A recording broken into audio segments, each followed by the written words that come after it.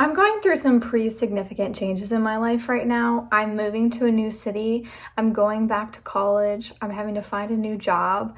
Like, so many things are changing. And I was looking at my TBR shelf, my to be read shelf, and I saw this book. I've heard this name so many times. So when I found it at Goodwill a couple weeks ago, I was like, oh yeah, I want to read that. And it's just been on my shelf and I haven't even thought twice about it. I kind of forgot that I even got it. But when I was looking this morning, I was like, you know what?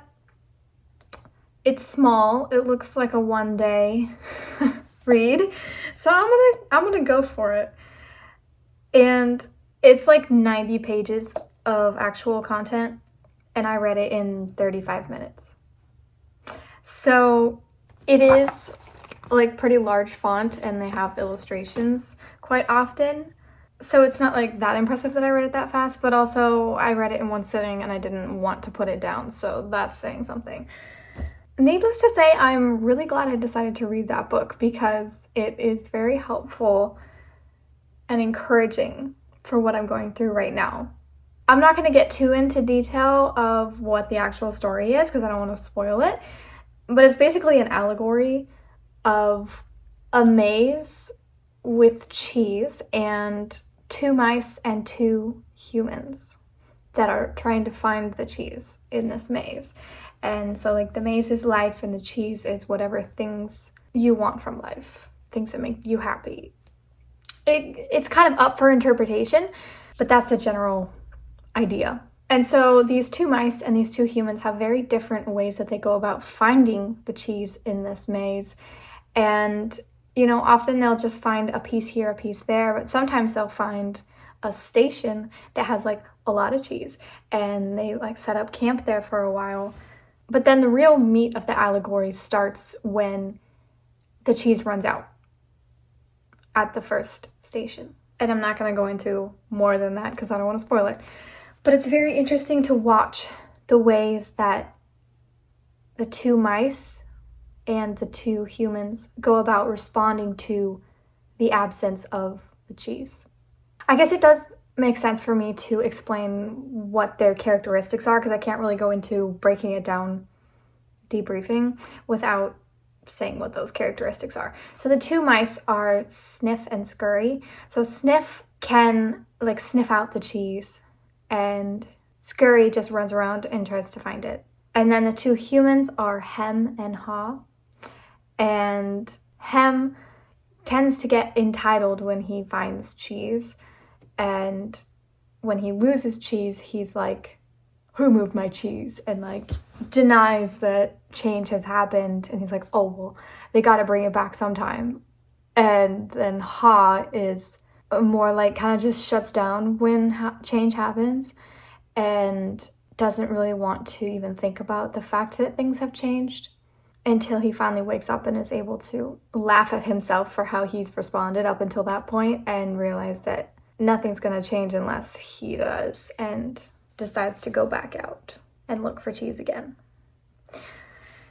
So, in application, when change happens in my life, how do I respond? It was very interesting to identify with the different characters in that story. I think I most closely identify with Ha, kind of just like freaking out and shutting down at first and being like, I don't want things to change. But then ultimately realizing like, oh no, change does need to happen and change is inevitable. And the only way to like be okay with change is to realize that it is inevitable and that you can get through it and figure it out. And being adaptable is the most important thing. And not getting too attached to your cheese. Being willing to move with the cheese. It's like, okay, well, the cheese ran out here, so where do we need to go to look for more? Somewhere else. And it was just such a fascinating read. Like I said, it took me just over half an hour to read it. And the whole time I was just like, oh man, this is exactly what I needed to hear right now. he would write these little phrases on the wall as he was wandering through the maze after he decided to stop wallowing in the fear that he wouldn't be able to find new cheese if he left where the cheese had been. And I'll just read like the summary because I feel like that doesn't give away too much. It's kind of just a summary of like the biggest epiphanies that he had on his journey. Change happens. They keep moving the cheese.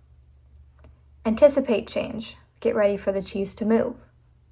Monitor change. Smell the cheese often so you know when it's getting old.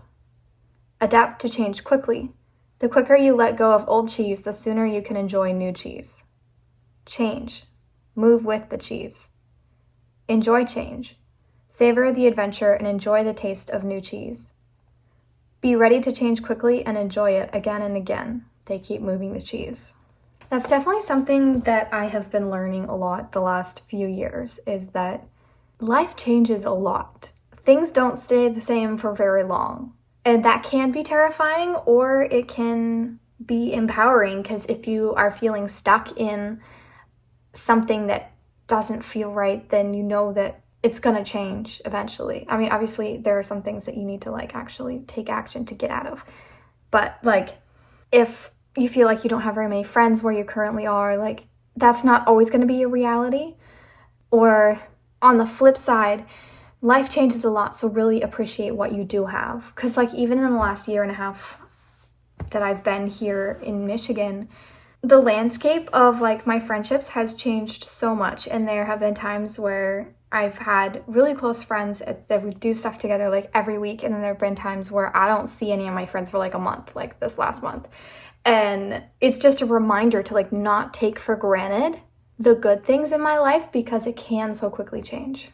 So if you are going through change right now, I highly suggest finding this book somewhere. It's a fairly old book. I think it was like 98. Yeah.